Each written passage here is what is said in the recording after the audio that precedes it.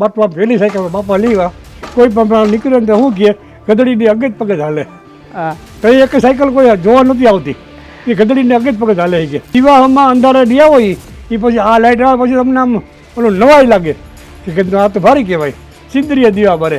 અટાણે જીવવાની મજા જેવી છે હું તો એમ માનું છું કે મારા અટાણે મારા ઘરે સ્વર્ગ છે એવી જીવવાની મજા છે મને. લાઇટ હતી જ નહીં, ઓલા દીવાબત્તી હતા નાકે નાકે એ ફાના પૂરવા આવતા કાસલા લઈને સીડી લઈને ફાના પૂરી જતા.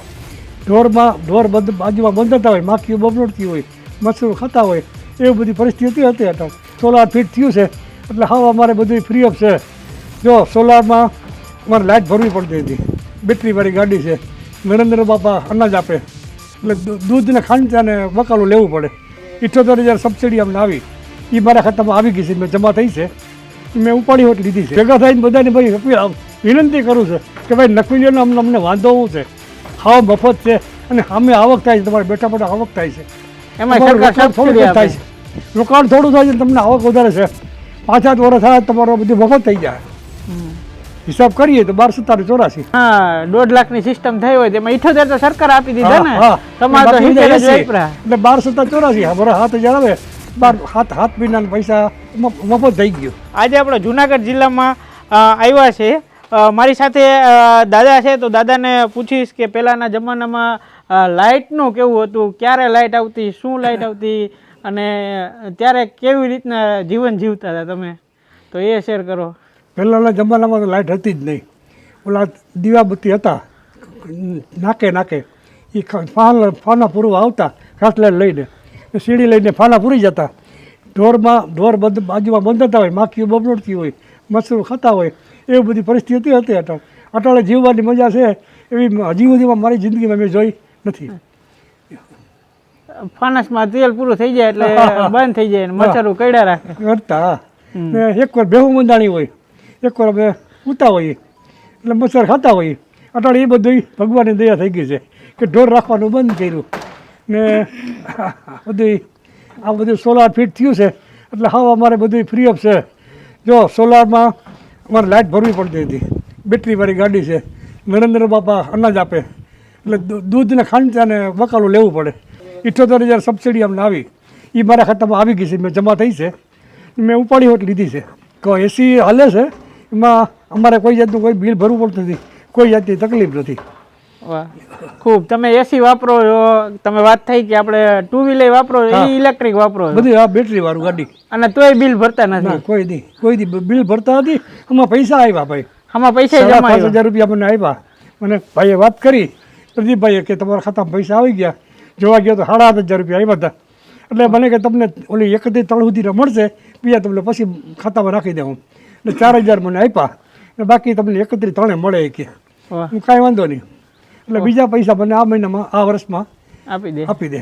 વાહ ખૂબ સરસ વાત છે કે દાદા તમે 7,500 રૂપિયા ઘરની છત ઉપર સોલાર નાખ્યું છે અને તમારે 7,500 રૂપિયા આવક થઈ.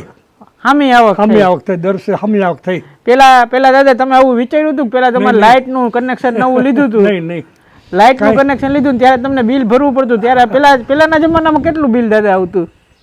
પહેલાના જમાનામાં બિલ તો હમણાં લાઇટ આવ્યા પછી ને. હા લાઇટ પેલા તમે નાના હતા ને ત્યારે બિલ લાઇટ નવી આવી 1,200 પછી 2,000 પછી 2,500 ભેગું હતું. 2,500 સુધી મેં આમાં ભરેલ છે. 2 જ માણસ રહી થઈ, 2 માણસ રહ્યો તો 2,500 સુધી બિલ. 3 જણા, એક મારો છોકરો છે ભાઈ, એટલે 2,500 સુધી મેં બિલ ભરેલ છે. એ અટાણે હાવ નીલ થઈ ગયો. ભગવાનની દયા થઈ ગઈ, ભગવાનની દયા થઈ ગઈ, સુરજ દાદાની દયા થઈ ગઈ. હા ચોક્કસ. તો હું દાદા એમ કહું પેલા એ બિલ ભરવું હતું તો ત્યારે આપણે આ જમાનામાં ફૂલ ઓલું થતું કે 1,500 રૂપિયા બાયા બિલ કેવી રીતના ભરવું. 2,500 સુધીમાં ભરેલ છે બિલ. અટાણે તો આ સોલાર આવી ગયો એટલે સોલારમાં ધક્કો જ નથી. પેટ્રોલ પંપે ધક્કો નહીં કે વીજળીની ઓફિસે ધક્કો નહીં, ક્યાંય જવા નહીં, લાઇટ બિલ ભરવાનું, લાઇટમાં ઉભવાનું નહીં, કાંઈ ને ઉભવાનું બનાવી નહીં. નહીં તો પેલા લાઇટ બિલ ને લાઇટમાં ઉભીને હું તો જે ભેગા થઈને બધાને ભાઈ વિનંતી કરું છું કે ભાઈ નખવી લો ને અમને વાંધો શું છે, ખાવા મફત છે અને સામે આવક થાય છે, તમારે બેઠા બેઠા આવક થાય છે. એમાં સરકાર થોડું થાય છે, રોકાણ થોડું થાય છે, તમને આવક વધારે છે. 5-7 વર્ષ થાય તમારો બધું મફત થઈ જાય. હિસાબ કરીએ તો 12,47.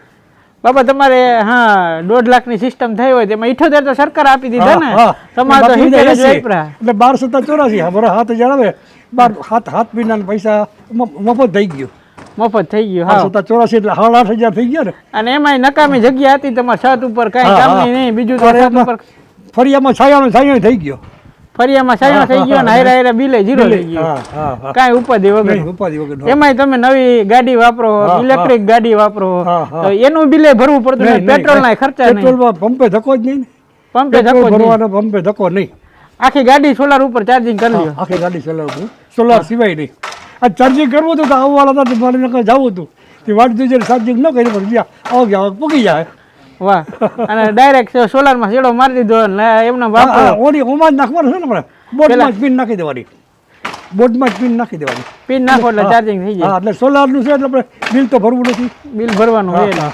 દાદા પેલા તમે સાયકલ લાવી હતી કે સાયકલ નથી ખૂબ ખૂબ ખૂબ સાયકલ લાવી ત્યારે કેવી મહેનત થતી હતી બાટવામાં અમારા બાપા સાયકલ લાવતા પેલા ભજા બાપા સાયકલ વાળા કેવા હતા બાટવા પહેલી સાયકલ બાપા લેવા કોઈ પણ નીકળે ને શું કહે ગધડીની અગજ પગજ હાલે તો એક સાયકલ કોઈ જોવા નથી આવતી એ ગધડીને અગજ પગજ હાલે ગયા અને ટીડો વાઘ ચડતા હતા એ બાપા વાડીએ ગયા એ ગધડીને અગજ પગજ હાલે ગયા એ મજા હતો ગધડીની અગજ પગજ હાલે દાંત કાઢી કાઢી બાપા ઊંધા પડી ગયા હવે કેવી બાપા મજા આવે ખાલી લીવર ગાડી હાલે હું સાયકલ આપતો પણ પછી હવે છોકરા ખીજાવા માંડ્યા કે ભાઈ સાયકલ મૂકી દો તમે મહેનત એવડી મારાથી કિક ન લાગે તો કે હું તમને ગાડી લઈ દઉં બેટરીવાળી ગાડી લઈ દીધી હું તો થાય ભાઈ મારાથી કિક નહીં લાગે બેટરીવાળી ગાડી લીધી કાંઈ ચિંતા નથી અટાળે આનંદથી જીવવાનું અટાળે જીવવાની મજા જેવી છે હું તો એમ માનું છું કે મારા અટાળે મારા ઘરે સ્વર્ગ છે એવી જીવવાની મજા છે મને પેલા ખોટું હું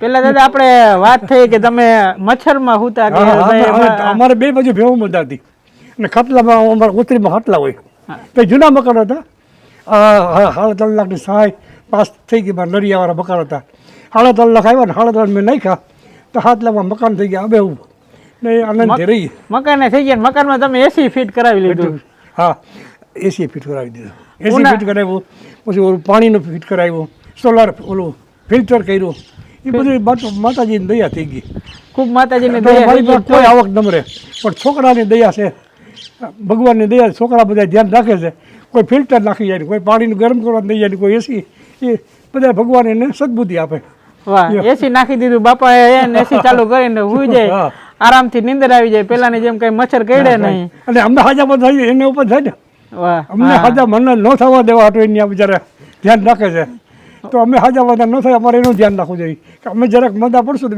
એને ઉપાધિ છે એટલે અમે અમારું ધ્યાન રાખીએ એને ન હેરાન કરવા હવે દાદા જ્યારે પહેલી વખત લાઇટ આવી ખેતરમાં તમે પેલા મજૂરી કરતા તો ત્યારે કેવું હતું લાઇટ વગર કેવી મહેનત પડતી અને એ તમારો દાદા અનુભવ હવે એ તો તૈયાર લાઇટ વગર તો હું મેં કૂવો જ હાકેલ છે કો આઈકો પાણીનો કૂવો હાકેલ છે પાણીના કૂવાથી અમે વીઘા 2 વીઘાનું પીત કરતા એ પછી અમુક સમય જતા પછી મોટર આવી પહેલાં અમારે મોટર નહોતી બરજીયા કૂવા હાંકતા અને એ કૂવામાં અમે 2 વીઘાનું પીત કરતા અને ઢોરને નભાવતા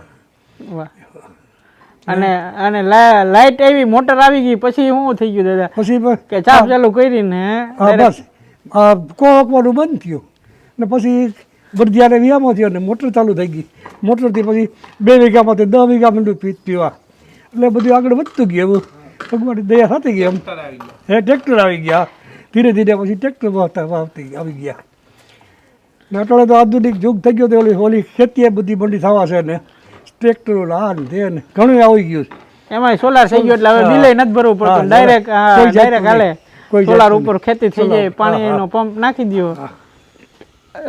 તો પેલાના જમાના કરતા અત્યારે જીવવાનો આનંદ કેવો દાદા આવે ખૂબ ખૂબ આનંદ હું તો એમ આગળ વાત કરી ને કે તમને કહું સ્વર્ગ હોય તો મારે ઘેરે સહેલ્યું એના જેવું આનંદ છે મને કારણ કે હું તમારે મારો જ દાખલો આપું મારે નથી પાણીના પૈસા ભરવા નથી બિલના પર નથી પેટ્રોલના અનાજના નથી અનાજ મને નરેન્દ્ર મોદી આપે છે 3 માણસ હોય એટલે અમને 15 કિલો આપે તો 15 કિલો 3 જણાને લાખ થઈ પડે શાક બકાલું લેવું દૂધ લેવું બસ આ એટલું લેવું પડે ભગવાનની દયા છે અને સોલાર નાખ્યા પછી દાદા એવું લાગે કે સુરત દાદા ડાયરેક્ટ ઘરની છત ઉપર આવી ગયા એવું જ છે ને સુરત દાદા દયા થઈ ગઈ દયા 100% દયા કાંઈ બિલ ભરવું નહીં નહીં કાંઈ પણ નહીં હા હતી જ નહીં કે પહેલી વાર આવી ત્યારે કેવો આનંદ થયો છે. તો એ તો ભાઈ આનંદ થાય ને, કારણ કે ઓલા દીવામાં અંધારે દિયા હોય એ પછી આ લાઇટ આવે પછી તમને આમ ઓલું નવાઈ લાગે કે કીધું આ તો ભારી કહેવાય.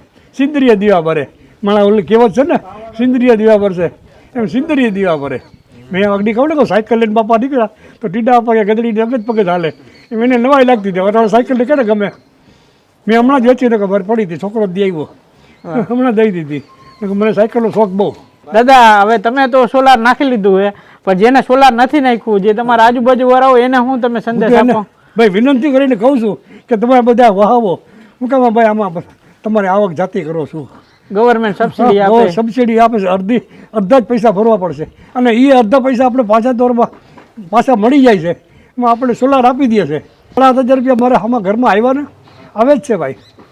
એટલે હું તો ભારતના આખા ભારતને મારા બાટવામાં તો હું ભારતના બધાને ભારતીયોને વિનંતી કરું છું કે સોલાર અપનાવો. હું કામ ભાઈ તમે આ લાભ જવા દો છો?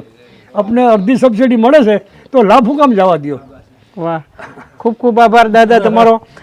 દાદા જેમ તેનું લાઇટ બિલ નથી ભરતા, દાદાએ જેમ કીધું ખૂબ સારી સ્કીમ ચાલી રહી છે કે PM સૂર્યઘર, જેની અંદર 78,000 રૂપિયા સબસિડી આપે છે. તો તમે તમારા ઘરની જે ખાલી છત પડેલી છે, ખાલી છત ઉપર સોલાર ઇન્સ્ટોલ કરાવો અને તમારું લાઇટ બિલ ઝીરો કરો. જો તમારે પણ લાઇટ બિલ ઝીરો કરવું છે તો આજે જ અમારી સ્ક્રીન ઉપર જે નંબર દેખાય છે તે નંબરમાં કોન્ટેક્ટ કરો અને તમારું લાઇટ બિલ ઝીરો કરો. યસ ફ્રેન્ડ, હું છું રેબિન કલસાંગરા. આવું વધારે ને વધારે વિડીયો જોવા માટે, આવી વધારે ને વધારે ઇન્ફોર્મેશન લેવા માટે અમારી ચેનલને શેર કરો અને સબસ્ક્રાઈબ કરો. થેન્ક યુ, આભાર.